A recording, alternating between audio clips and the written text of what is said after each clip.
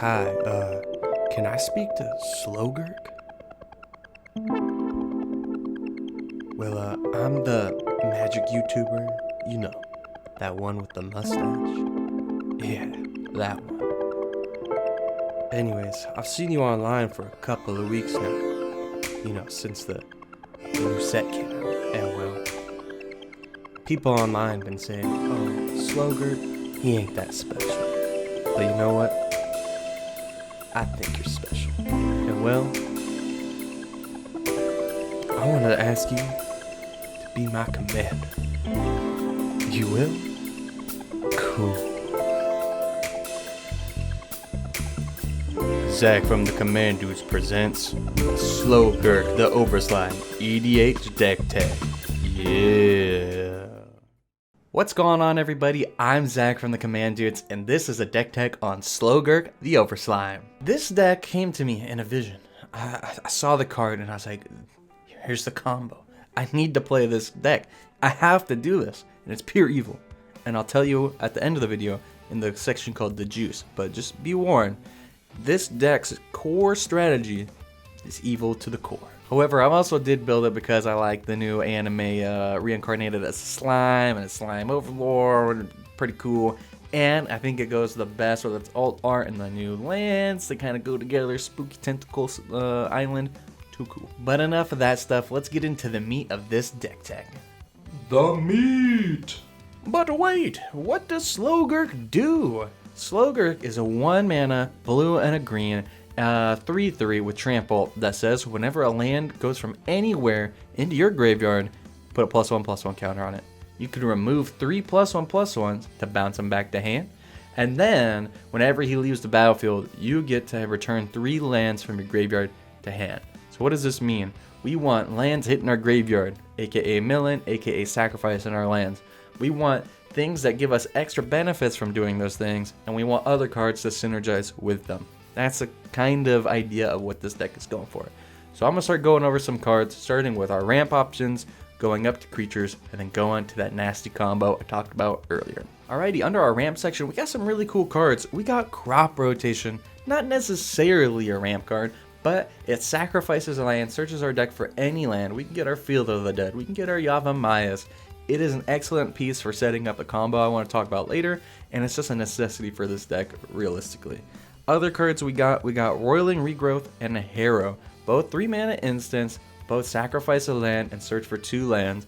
Harrow lands come in untapped, whereas the Roiling Regrowth come in tapped. So Harrow's a little bit better, but having 2 cards that do essentially the same thing, get lands in our graveyard, make our commander bigger, ramp us, they're pretty sweet. Lastly, we got Dreamscape Artist, a card you don't really see much in EDH and any other decks really. 2 mana, 1/1. You pay 3 mana, 2 and a blue, tap him, discard a card, hopefully it's a land, and then sacrifice a land. Search your deck for 2 basic lands, put them into play. This guy is a juicer. You're doing it every turn. You're getting your commander bigger, maybe by 2. Get 2 more lands, you're rampant. It's pretty sick. It sucks that you're discarding cards, but it's cool just being able to use like one of these unique cards that you don't really see very often. Now let's talk about other ways we can get things in our graveyard. For example, if we can get a whole bunch of cards to go into our graveyard and a whole bunch of our lands, our commander is gonna be huge. It's gonna be smashing through any opponent's creature because it's gonna be a monster slime. So let's talk about it. We'll start with the 2 most annoying cards probably in the deck. People are gonna hate you for playing them. They're gonna want to focus you, but they're so dang cool and they're so like universally OP. I think for decks like this, so they're basically a must run. I'm talking about Mesmeric Orb and Dreamborn Muse. These things are nuts. Mesmeric Orb for 2 mana. Whenever a permanent untaps, that player's controller mills a card. This makes people, every time they're on top of their lands, they're milling. What are they milling? They are good cards. They put them in the deck for a reason. Getting rid of the Teferi's protections, the whatever, the Path of Exiles, all the removal, hopefully it's going in their graveyards. Then when it's your turn, hopefully you're hitting all those lands, getting a big old Slogurk to smash face. Dreamborn Muse works very similarly. It's 4 mana, it's a spirit, and then they mill equal to the cards in their hand. So if somebody's drawing a bunch of cards popping off, you kind of counteract that by making them mill a whole bunch of cards, and maybe they missed their combo because it's in the graveyard. Next up, we got some less annoying cards that are just meant to really mill our own decks. We got Golgari Grave Troll, Dread 6, can't beat it. Get a big creature, maybe not the biggest compared to other decks that it's in, but it's still a pretty hefty creature, and milling 6 cards is awesome. That could potentially be 6+1 counters on your commander. Could be 2, could be 0, who knows. But it's fun to play. I love the Grave Troll. It's an all-star for all of my decks, love it. Next up, we got World Shaper. It's 3 and a green, 3/3 Merfolk Shaman.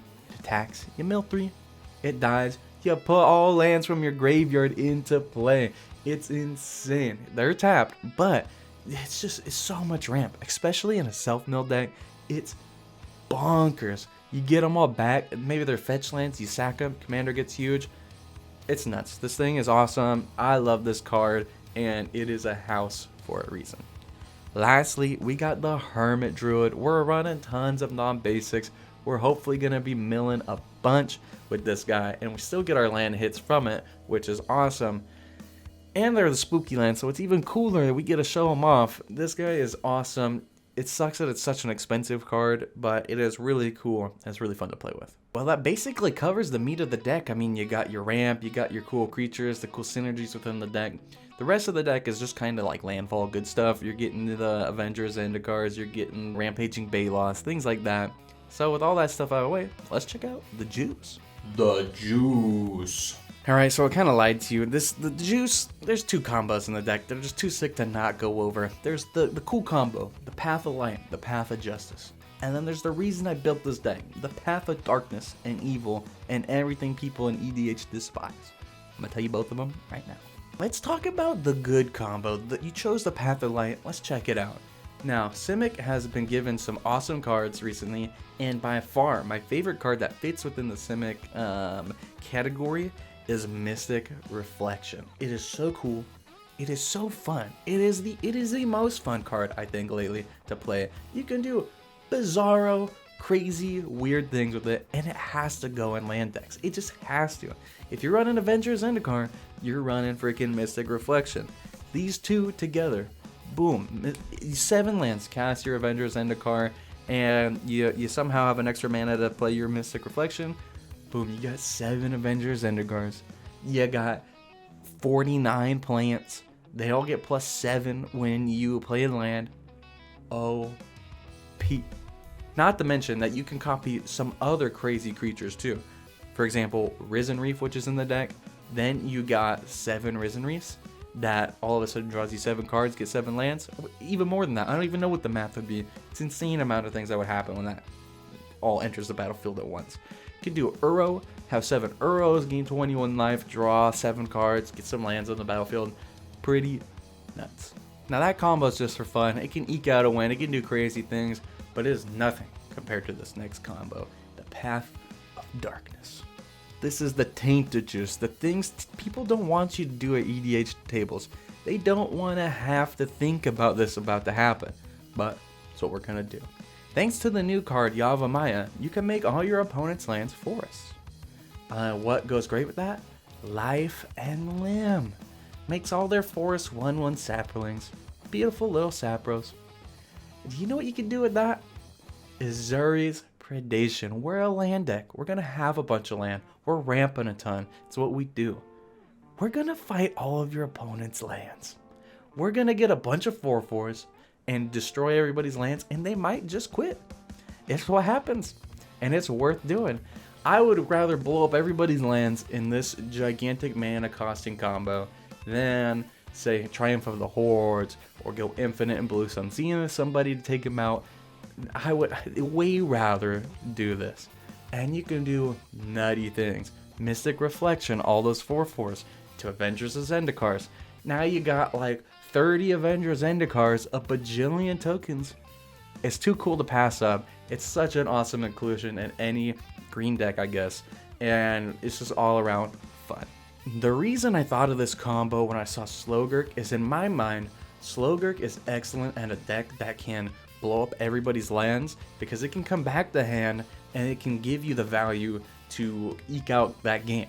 you can win from a no land game because you can return them all back to your hand with your commander. So I was brewing, how do I blow up everybody's lands? Unfortunately, this is a one-sided land clear.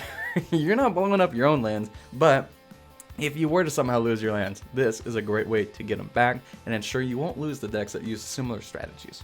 Anyways, guys, that's my evil, fun Slogurk deck tech. This was my favorite commander from Innistrad, and I want to know what your guys' favorite commanders from Innistrad. Was it werewolves? Was it humans? Let me know down in the comments below. And if you think that there's any cards I'm missing, some like really cool ones that would go well in this deck, let me know, because I'm totally down to make some edits to this thing, but I need to keep the life and land combo because it's too cool. Anyways, I need to thank our Patreon members because I wouldn't be able to make these goofy videos without them, and I've met a lot of them through these deck tech videos, so I gotta keep on doing them. They're too fun, and I hopefully make you guys laugh a little bit. Anyways, guys, that's my Slogurk deck tech. If you liked the video, leave a like. If you got something to say, comment, and please subscribe to the channel. Helps us a bunch. Almost at 1,000. Let's get there. Anyways, until next week, see you next time.